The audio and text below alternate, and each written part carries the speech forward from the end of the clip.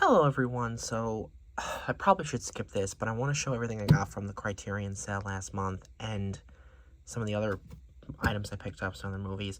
But I do have a cold, so I sound like shit, and I keep sneezing, so it's gross. But anyway, before we do the Criterions, let's just look at some of the other stuff I got, make this as quick as possible. Didn't think I was going to do this again this soon, but it's always getting movies, and oh god, I could do one of these. I don't know, maybe in October again. This will be the last one for a couple of months because it's just never ending with this shit. Anyway, so I picked up 2 more Disney films I didn't actually have. There's only one more film that I want from Disney I don't have, which is Fantasia. It's the only one I don't own. I don't even like this movie that much. I just like the Wizard's Duel scene. This is definitely the worst one of all the films that Walt Disney made. At least not package films, like actual features. This is easily the weakest one. Totally just too kiddie, cartoony, boring. But I do like Madame Mim, somewhat. I mean, her design is kind of terrible, but when she transforms into all those things, it works out pretty well. So this is okay, for that. So I want to own every one of his films. Feature films that he did. So then I picked up Fox and the Hound. These are both Disney. It's the 60th anniversary of that, but these are both Disney Club things or whatever. Fox and the Hound 2. I think I might have had that as a kid, but I don't think I ever watched it. I like Fox and the Hound. But yeah, that's pretty much it for Disney. Yeah. Do I own Princess and the Frog? I don't think I do. Or Aladdin. I'm okay with those. I don't think I ever need to own those. From some of the ones I like. Or newer ones anyway. Whatever. I kind of stopped for me with Walt, and then there's a few little extra things in there. I do not want to stay through this whole video. Okay, so Vibes. This is in a VHS, kind of mock-up or whatever. Pretty good movie. Definitely forgotten film. Well, not forgotten enough I didn't get a Blu-ray, but then again, there are movies that have Blu-rays that are just like nobody knows what the fuck they are.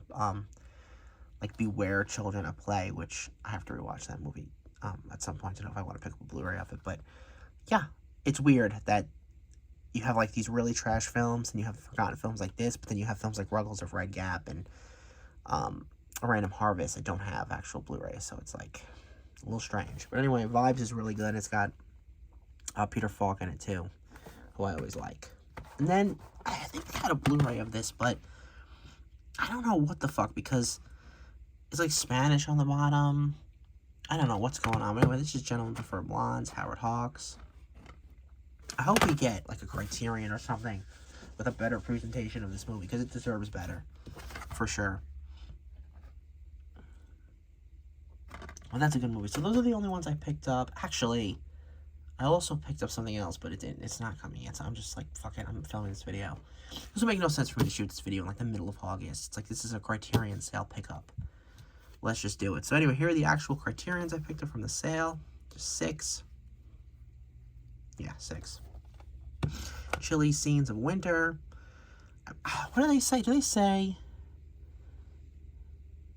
It just says in the back here, one of a handful of films directed by a woman for Hollywood during the 70s. I forget what the number is. I think it's 10. Which is fucking insane. That there were only about 10 American studio films. Or is it studios or independent? I just guess filmed in America? I don't know. I mean, that's fucking wild that there's only 10 films made in America directed by a woman in the entire decade of the 1970s. I think it's that. I think that's it, which is crazy. Wanda, I think, is the big one everyone talks about. But this is really good. It has Gloria Graham in it, too, who's always great. So I liked it, and I wanted to get it, for sure. I'm not, massively into the 1970s movies. They're not,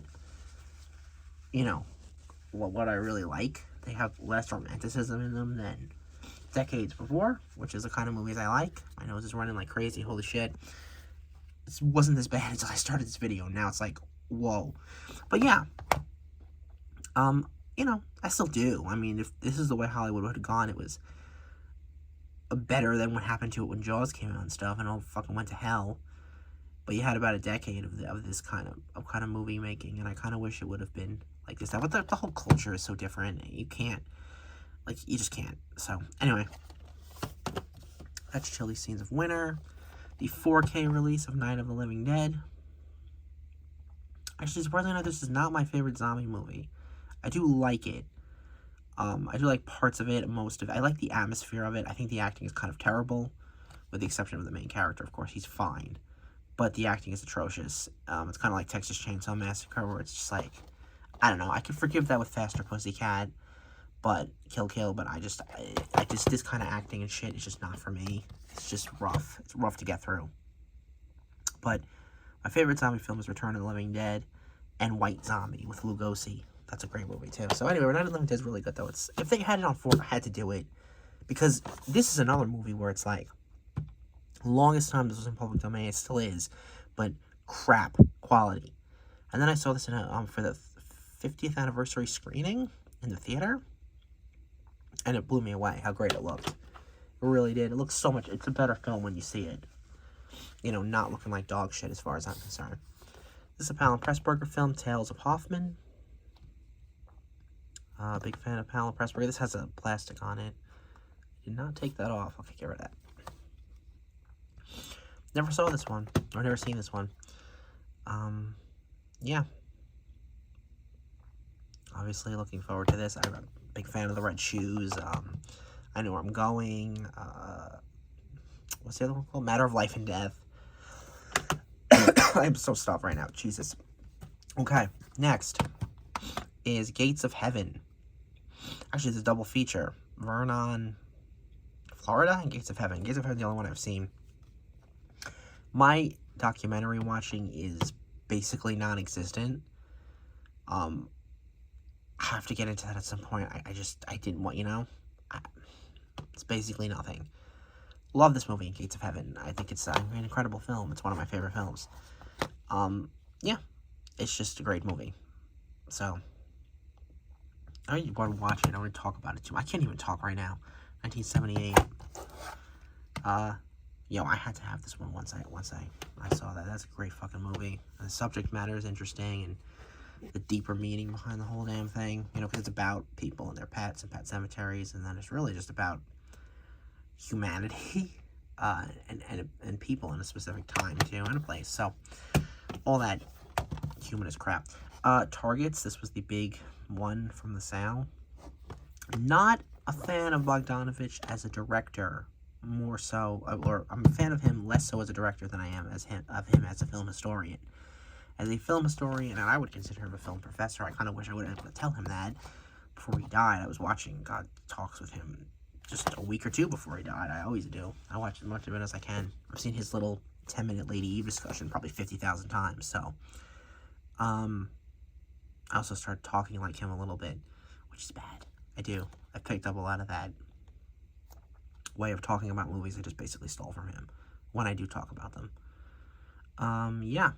So Targets is probably my favorite of his movies because I just love Karloff, and I do love the juxtaposition of the old horror with the new horror, and it's just a good movie. It's, you know, it's a swan song. It's, basically when he made other films, kind of like how Lugosi had a fucking after-death swan song in Ed Wood. Even though there are traces of Lugosi's swan song in, like, Bride of the Monster, and he gives that speech and stuff, that great speech. It's like, I have no home. Alright, so that's Targets.